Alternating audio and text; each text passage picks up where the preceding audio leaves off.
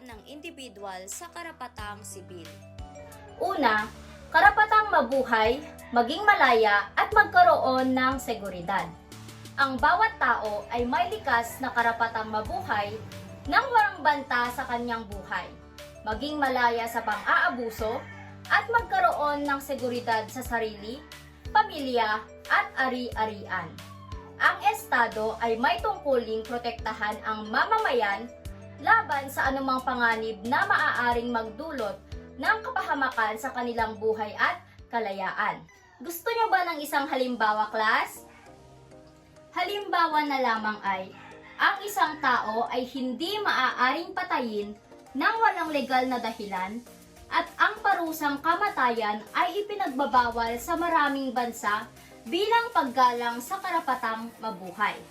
Ang gobyerno ay may tungkuling tiyakin na mayroong epektibong sistema ng seguridad tulad na lamang ng mga pulis upang protektahan ang mamamayan laban sa krimen. Dumako naman tayo sa karapatan sa pantay na paglilitis at pagdinig. Ito ay tumutukoy sa karapatan ng isang individual na magkaroon ng patas na paglilitis sa korte anuman ang kanilang katayuan sa buhay. Ang lahat ng akusado ay dapat tratuhin ng pantay-pantay at may karapatang ipagtanggol ang kanilang sarili. Halimbawa, ang isang akusado sa isang kaso ng pagnanakaw ay may karapatang magkaroon ng abogado upang ipagtanggol siya at tiyakin na patas ang paglilitis. Hindi maaaring huhusgahan ang isang tao nang hindi siya nabibigyan ng pagkakataong marinig ang kanyang panig sa korte. Ang pangatlo ay ang karapatang magsalita at ipahayag ang sarili o ang tinatawag nating freedom of expression.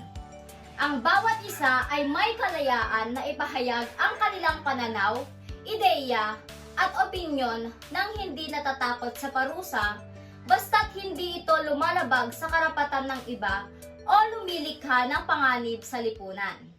Halimbawa, ang isang mamamahayag ay may karapatang magsulat ng isang artikulo na pumupuna sa mga pagkukulang ng gobyerno nang hindi kinakasuhan o inaaresto.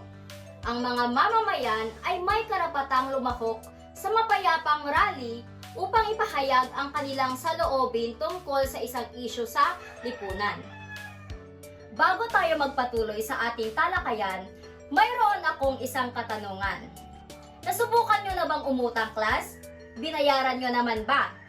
Alam nyo ba na may karapatan kayong hindi mabilanggo dahil sa pagkakautang? Ang sino mang may utang ay hindi maaaring ipasok sa bilangguan dahil lamang sa hindi niya ito nabayaran. Sa halip, may mga legal na proseso upang singilin ang utang tulad ng pagbebenta ng ari-arian o pag-aareglo sa korte. Halimbawa, kung ang isang negosyante ay nalugi at hindi nabayaran ang kanyang mga utang, hindi siya maaaring makulong, ngunit maaaring kunin ng nagpapautang ang ilan sa kanyang ari-arian upang mabawi ang pera. Oops! Di yan magbayad ng utang. Charot! Ngayon naman ay dadako na tayo sa panglima, karapatang bumoto. So ang bawat mamamayan ay may karapatang bumoto upang pumili ng kanilang mga leader sa isang malaya at patas na eleksyon. Ang pagboto ay isang mahalagang karapatan dahil ito ang isang paraan ng mamamayan upang magkaroon ng boses sa pamahalaan. Ngayon, gusto niyo ba ng isang halimbawa? Halimbawa, sa isang eleksyon, ang lahat ng kwalipikadong mamamayan ay may karapatang bumoto nang walang takot o pamimilit mula sa sinumang kandidato. Ang pagbili ng boto o pamimilit sa isang botante ay isang paglabag sa karapatan ng mamamayan na bumoto ng malaya. Class, tandaan, gamitin ang iyong boto. Boto? Boto sa tama. Kaya, vote wisely! Ang pang-anim naman, class, ay ang karapatang mapag-isa sa pamilya, sa tahanan o pakikipagsulatan. So, ang isang tao ay may karapatan sa privacy o pagiging pribado sa kanyang tahanan, pamilya at personal na komunikasyon. So, hindi maaaring basta-basta makialam ang sino man sa buhay ng isang individual nang walang pahintulot o legal na batayan. Halimbawa, ang isang kumpanya ay hindi maaaring magbukas ng personal na email ng isang empleyado nang walang pahintulot.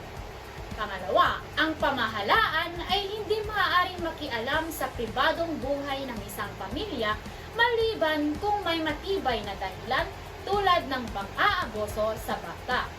Ang pampito naman, class, ay ang karapatang pumili ng relihiyon. So, bawat tao ay may karapatang maniwala sa anumang relihiyon o paniniwala at ipahayag ito ng malaya. Kung hindi maaaring pilitin ang isang tao na sumunod sa isang relihiyon na hindi niya naman paniniwalaan. Kaya, ang halimbawa nito ay ang isang tao ay may karapatang maging Kristiyano, Muslim, Budista o anumang relihiyon nang hindi tinatakot o dinidiscriminate. Ang isang paaralan ay hindi maaaring pilitin ang lahat ng estudyante na sundin ang isang particular na paniniwala sa relihiyon. Tandaan, class, may karapatan kang pumili ng relihiyon. Sambahin mo na lahat, wag lang yung taong hindi ka gusto. Char! Ang pangwalo naman ay ang karapatan sa di makatuwirang pagtakip at paghalughog. So walang sinuman ang maaaring hulihin o halughogin ang kanyang ari-arian nang walang sapat na dahilan o legal na utos mula sa korte. Ito ay isang mahalagang proteksyon laban sa pang-aaboso ng kapangyarihan. Halimbawa, hindi maaaring pumasok ang pulis sa bahay ng isang tao upang maghalughog nang walang search warrant mula sa korte. Hindi maaaring arestuhin ang isang tao nang walang malinaw na ebidensya o warrant of arrest, maliban kung siya ay nahuli sa aktong gumagawa ng krimen. At iyan ang mga karapatan mo bilang isang individual. Huwag mong kakalimutan! Dumako naman tayo sa iba't ibang ahensya na nagtataguyod sa karapatang sibil.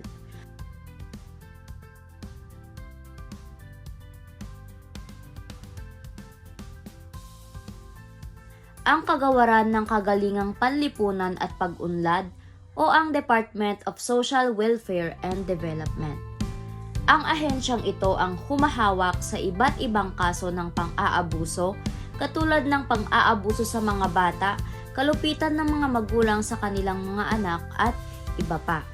Ang DSWD ang nangungunang ahensya sa pagbibigay ng tulong sa mga sektor na nangangailangan, partikular sa mga biktima ng pang-aabuso, kahirapan at iba pang suliraning panlipunan. Tumutugon ito sa mga kaso ng pang-aabuso sa mga bata, pagpababaya sa matatanda at pang-aabusong domestic. Halimbawa, isang bata ang na-rescue ng DSWD matapos mapabalitang sinasaktan siya ng kanyang magulang. Dinala siya sa isang Child Protection Center upang mabigyan ng maayos na tirahan at edukasyon. Sunod naman ay ang Commission on Elections o ang COMELEC. Ang ahensyang ito ang nangangalaga sa ating karapatang politikal upang makaboto at mapili para sa katungkulan sa gobyerno. Ang COMELEC ang nangasiwa sa halalan sa Pilipinas at tinitiyak na ang bawat mamamayan ay makakaboto ng malaya at walang pananakot. Pinoprotektahan din nito ang karapatan ng mga kandidato at botante laban sa pandaraya at dayaan sa eleksyon. Halimbawa, noong eleksyon, may isang ulat ng vote buying sa isang barangay. Ang COMELEC ay nagsagawa ng investigasyon at nagpatupad ng kakulangang parusa sa mga lumabag sa batas ng eleksyon. Ang pangatlo naman, class, ay ang Commission sa Karapatang Pantao o Commission on Human Rights. Ang ahensyang ito ang tumutulong sa mga taong nalabag ang karapatang pantao. Kung ang isang tao ay inaresto ng walang mandamento o nasintesyahang mamatay ng walang patas na paglilitis, ang ahensyang ito ang tutulong. Ang CHR ang pangunahing ahensya na nangangalaga sa mga kaso ng paglabag sa karapatang pantao. Nagbibigay ito ng legal na suporta sa mga biktima ng ilegal na pag-aresto, extrajudicial killings at iba pang pang-abuso ng estado o ibang tao.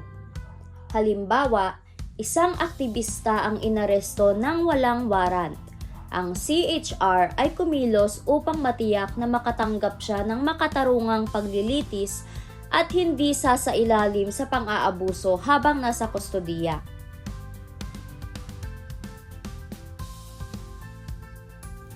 Ang pang-apat ay ang Pambansang Kapulisan ng Pilipinas o Philippine National Police.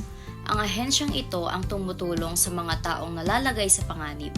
Ang mga alagad ng batas ang siyang humhuli sa mga pinaghihinalaang gumagawa ng krimen at nagliligtas sa mga biktima sa mas malaki pang kapahamakan.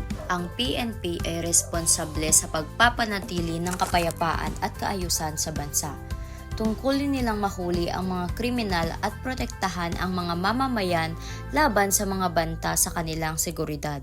Bilang halimbawa, isang babaeng inatake sa isang madilim na kalsada ang agad na natulungan ng PNP matapos ang isang mabilis na responde. Nahuli ang salarin at naibigay ang hustisya sa biktima. Ngayon naman class ay dadako na tayo sa pang-5.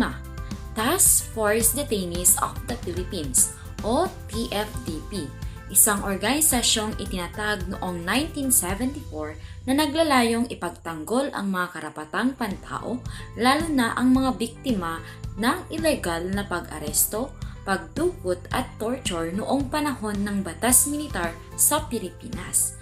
Hanggang ngayon, patuloy itong nagsusulong ng hustisya para sa mga biktima ng pang-abuso ng Estado.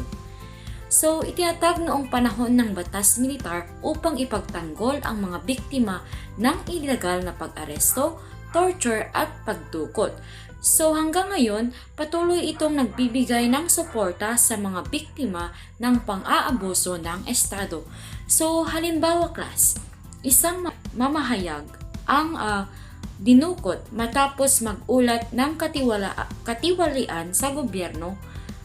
So dito na tumulong ang TFDP upang mahanap siya at mabigyan ng proteksyon ang kanyang pamilya.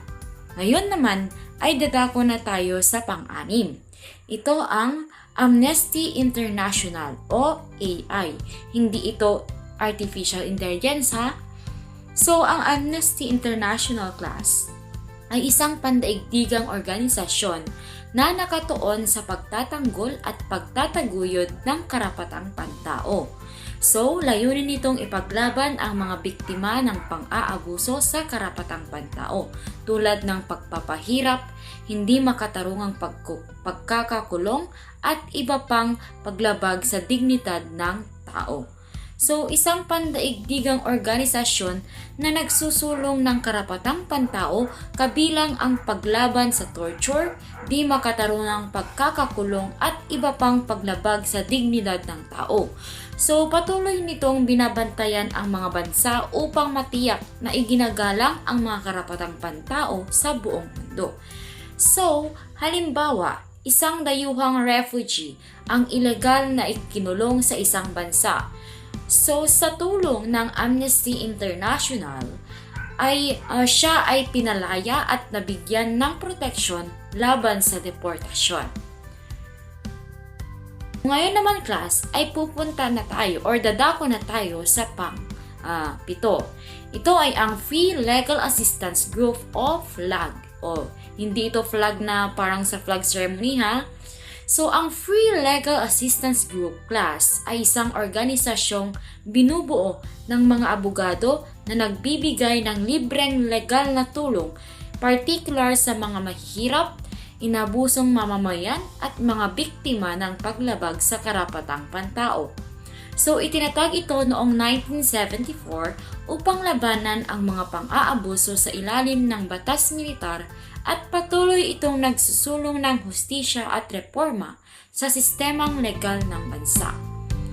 So ito ay isang samahan ng mga abogado na nagbibigay ng libreng legal na serbisyo sa mahihirap at mga biktima ng paglabag sa karapatang pantao. So, nagsusulong din ito ng reforma sa sistema ng hustisya upang matiyak ang patas na pagtrato sa lahat. So, halimbawa class, isang magsasaka ang nakasuhan ng hindi makatarungang matapos siyang maakasuhan ng pagnanakaw ng lupa. So, sa tulong ng FLAG o ang Free Legal Assistance Group, napatunayan niyang wala siyang kasalanan at napalaya siya mula sa maling paratang.